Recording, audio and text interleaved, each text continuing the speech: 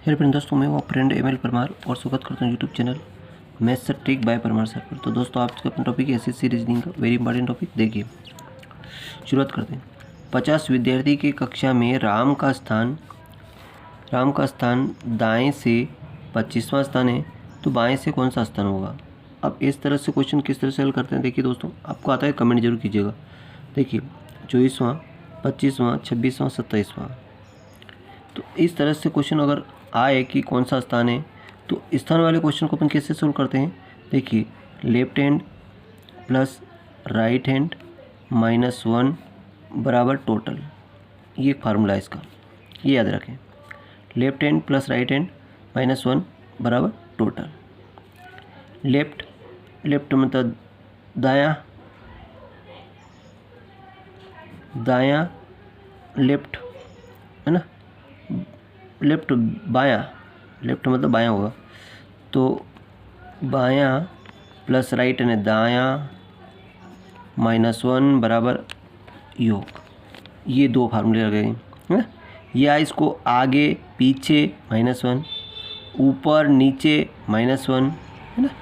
किसी भी तरह से प्रारंभ और अंत, वो किसी भी तरह से प्रश्नों को घुमा सकता है कि प्रारंभ से, अंत से, आगे से, पीछे से, ऊपर से, नीचे से, दाएं से, बाएं से, लेफ्ट से, राइट से, जैसे भी वो घुमाए आपको ये ही फार्मूला याद रखना है। अब इसने क्या कहा कि 50 विद्यार्थी, तो टोटल की जगह तो अपना 50 लिख देंगे, ठीक। ये टोटल योग 50 लिख दिया। अब क्या कह रहा है कि राम का स्थान दाएं से, तो ये दायां है तो -1 तो आएगा। दाएं से कौन सा स्थान है उसका, 25वां स्थान, तो दाएं में 25 लिख दिया अपनों ने, है ना। प्लस अब बाएं से कौन सा स्थान पूछा उसने, तो ये बाएं अपनों ने यहाँ लिख दिया, ठीक। अब बायां अपनों को निकालना है, तो ये अपना बायां बराबर क्या होगा, 25 में से 1 गया तो 24 बचे। अब 24 यहाँ बचे, इस 24 को यहाँ माइनस कर दो, 50 - 24, तो 50 में 24 गए कितने बचे, 10 में से 4 गए तो 6, और 4 में 2 गए तो 2, यानी कि 26वां स्थान है। 26 कौन सा ऑप्शन में आ रहा, सी ऑप्शन पर राइट आंसर होता जा रहा। तो इस तरह से बड़ी आसानी से अपन हल कर सकते हैं, है ना। एक ही सूत्र याद रखें, लेफ्ट प्लस राइट -1, दायां प्लस बायां -1 बराबर योग, ठीक। अगले क्वेश्चन देखते हैं। देखो अगला क्वेश्चन कहता है कि यदि प्लस का अर्थ भाग किया जाए और भाग का अर्थ गुणा किया जाए और गुणा का अर्थ धन किया जाए, तो इस संख्या का मान क्या होगा। अब ध्यान से देखिए दोस्तों, ये 48 दिया है, ये प्लस लगा है। प्लस का अर्थ क्या दिया इसने, प्लस का मतलब दिया उसने भाग, तो अपनी यहाँ भाग लिख दो, है ना। फिर क्या कह रहा है कि 16, तो 16 ऐसे लिख दो। फिर माइनस का तो कुछ मतलब दिया ही नहीं, शायद इसने कहीं नहीं दिया, तो माइनस ऐसे लिख दो। फिर क्या दिया इसने, 4 लिख दो।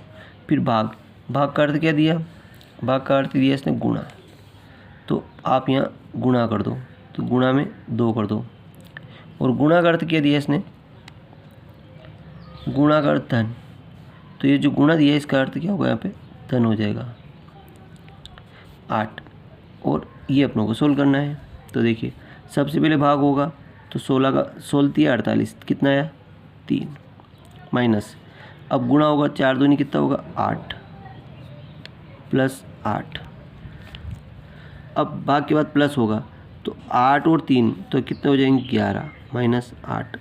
अब घटाएंगे तो 11 में से 8 गए तो 3 बचे, तो 3 किसी ऑप्शन ये, तो ये ऑप्शन अपना राइट आंसर हो गया,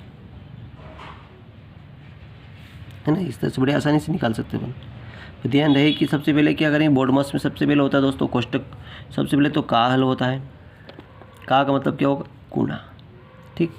फिर कोष्टक सोल्व होता है, छोटा कोष्टक, फिर मझला कोष्टक, फिर बड़ा कोष्टक, है ना। इसके बाद पहले का हल होगा, का मतलब गुणा होगा, फिर कोष्टक हल होगा।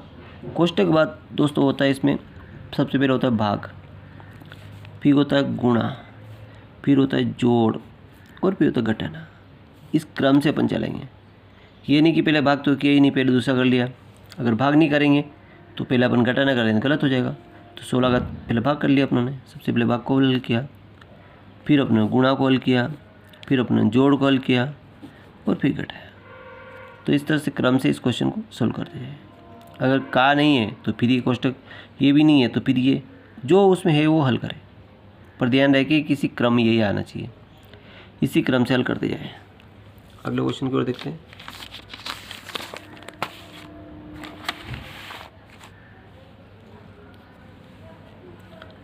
अगला क्वेश्चन रूट, यहाँ 2⁴ दिया, रूट दिया, और 64 की पावर यहाँ 3 दिया है, और यहाँ √8⁴ दिया है। तो आपको रूट का पता मालूम होना चाहिए। रूट का मतलब होता है 1/2। तो 2⁴ देखो 2⁴ अब होल घात कितनी, इस रूट का मतलब क्या होगा 1/2 घात धन यहाँ पे 64 है। तो 64 को अगर ध्यान से देखेंगे तो ये 4 की पावर कितनी हो जाएगी, 3 हो जाएगी, और ये 1/3 हो जाएगी, ये 1/3 हो जाएगी, है ना। फिर इसमें 2 की पावर 8, 2 की पावर 8 लिख देंगे गुणित, ये 4 है तो 1/4 आ जाएगा। अब हल करेंगे तो 2 से कट गया तो 2 पर 2 आ गया, तो 2 बन गया, प्लस 3 से 3 कट गया, यानी यहाँ कि 4 बच गया। 4 दूनी 8, तो 2 की पावर 2। अब 2 की पावर 2 का मतलब कितना होगा 4, इसका मतलब कितना होगा 4, और 2 की पावर 2 का मतलब कितना होगा 4। तो 4 चौक 16, 4 4 8 4 12, कितना हो जाएगा 12। किसी ऑप्शन में आ रहा है, बिल्कुल ये डी ऑप्शन राइट है ना। अगला क्वेश्चन देखिए, बड़ी ध्यान से देखिएगा।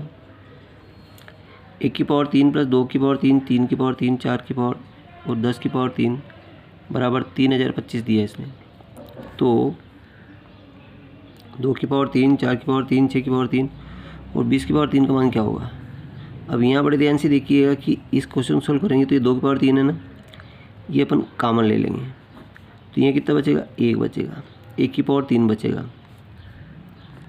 प्लस यहाँ की 2 की पावर 3 कॉमन आया तो 2 की पावर 3 और बच गया, यहाँ पे 3 कॉमन आया तो 3 की पावर 3 बच गया, ये कॉमन आया तो यहाँ पे 10 की पावर 3 बच गया।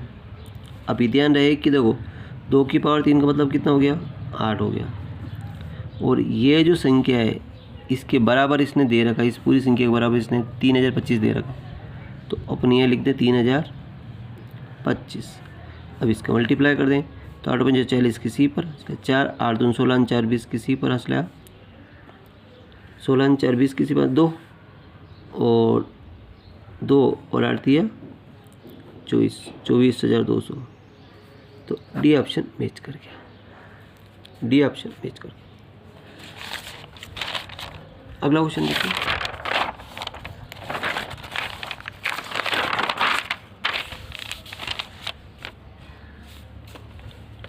यदि किसी संख्या के 80% में से 80 घटाने पर शेष 80 रह जाता है तो संख्या ज्ञात कीजिए। किसी संख्या, तो मान लीजिए अपने पास संख्या क्या है x है, x का 80% माइनस 80 घटाया तो कितना बच गया 80 बच गया। अब दोस्तों ध्यान रखिए कि x का 80% तो ही सही, x इंटू 80% बराबर ये माइनस वाली संख्या इधर प्लस हो गई, तो 80 80 कितना हो गया 160 हो गया। अब इसके देखो x का मान निकालेंगे तो गुणा वाली संख्या कहाँ जाएगी भाग में, और इसके प्रतिशत का ऊपर आ जाएगा 100/1 हो जाएगा, तो सी पर कट गया 8 8 दूनी 16, 100 दूनी 200, 200 आ गया। डी ऑप्शन मैच कर गया, डी ऑप्शन अपना मैच कर गया। अगला क्वेश्चन देखिए, दो संख्याओं का योग 15 और गुणनफल 56, तो उनकी व्युत्क्रमों का योग क्या होगा। देखो दो संख्या है कि a प्लस बी बराबर कितना दिया 15 और ए बी कितना दिया 56, तो अब इनके व्युत्क्रमों का योग देखो, तो व्युत्क्रम में क्या होगा कि a प्लस बी है, तो अपनों को व्युत्क्रम a/a होगा, और ए बटा बी होगा। अब ये इनके व्युत्क्रमों का योग पूछ रहा है, तो व्युत्क्रम कर लो। देखो ए बी आ जाएगा, ए का भाग लगाया तो बी बचा, बी का भाग लगाया तो ए बचा। देखिए ए प्लस बी बटा A B, A plus B बटा ए बी, तो ए प्लस बी मतलब योग कितना है 15 और 56, 15 बटे 56, तो बी ऑप्शन मैच कर गया। अगला क्वेश्चन देखिए, ए का 20% बराबर बी का 3/4, देखो गुणित 20/100, बी गुणित 3/4 गुणित 40, 40/100, 4 से काटा तो 10, सी पर से सी पकड़ गई, 3/10, सी पर 1/10,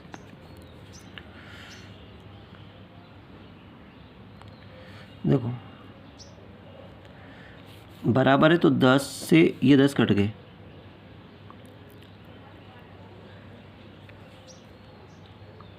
सी पर तो कट गई,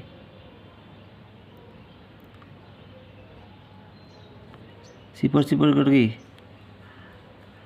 4 से 4 कट गए, 3/10, तो 10 कट गए, तो 3। देखो ये बी यहाँ से यहाँ आ जाएगा, तो ए बटा बी बराबर 3/1, कि ए अनुपात बी बराबर 3:1, 3:1,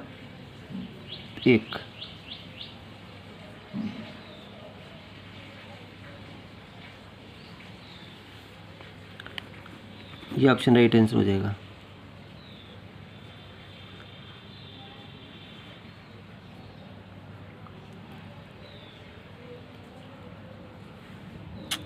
नहीं, यहाँ 2 बचे ना, तो 3:2, सॉरी, तो 3:2 इसका राइट आंसर हो जाएगा, 2 इसका राइट आंसर हो जाएगा। अगला है, कोई राशि चक्रवृद्धि ब्याज की दर से 4 वर्ष में 2 गुनी होती है, कितने वर्ष में 8 गुनी होगी। तो कुछ बहुत इजी क्वेश्चन, चक्रवृद्धि ब्याज और इजी क्वेश्चन है।